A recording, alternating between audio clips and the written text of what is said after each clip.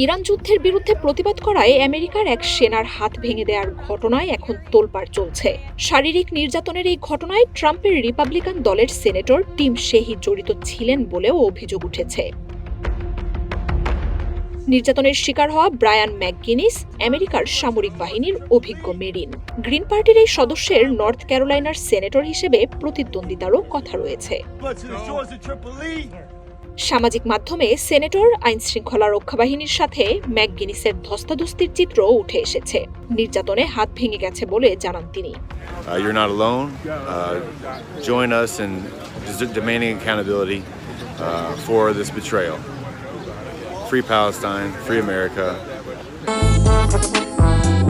যদি চাও টেস্ট, স্বাদ টমেটো সসই বেস্ট। বুধবার সেনেটের আর্মড সার্ভিসেস সাব কমিটির শুনানিতে সামরিক বাহিনীর প্রস্তুতি সম্পর্কে ঊর্ধ্বতন কর্মকর্তাদের কাছে জানতে চাওয়া হয়। শুনানি শুরুর ৩০ মিনিট পরই প্রতিবাদ শুরু করেন ম্যাকগিনিস। তিনি বলেন, আমেরিকা তার সন্তানদের ইসরায়েলের হয়ে যুদ্ধে পাঠাতে চায় না। ক্যাপিটল পুলিশ এ সময় সামরিক পোশাক পরা ম্যাকগিনিসকে সরিয়ে দেওয়ার চেষ্টা করে। কিছুক্ষণ পরই রিপাবলিকান সেনেটর শেহি নিজের আসন ছেড়ে পুলিশের সাথে যোগ দেন।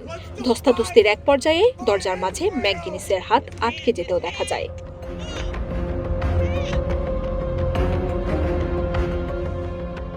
গ্রিন পার্টি জানিয়েছে ম্যাকগিনিসকে আটক করা হয়েছে।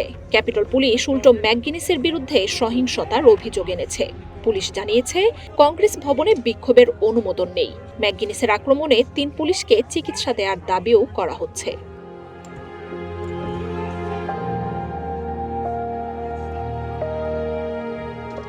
তবে ম্যাকগিনিসের সহকর্মী জানিয়েছেন, এই সেনা কর্মকর্তা যুদ্ধ নিয়ে মিথ্যাচার আর মেনে নিতে পারছিলেন না। তিনি চাচ্ছিলেন এই যুদ্ধে অর্থ অনুদান বন্ধ হোক। ম্যাকগিনিস কাউকে আঘাত করেননি, তিনি চাচ্ছিলেন সবাই তাকে শুনুক।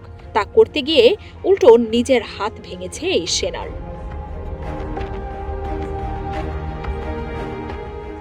মার্জিয়া উপমা, ওয়ান ইন্টারন্যাশনাল ডেস্ক।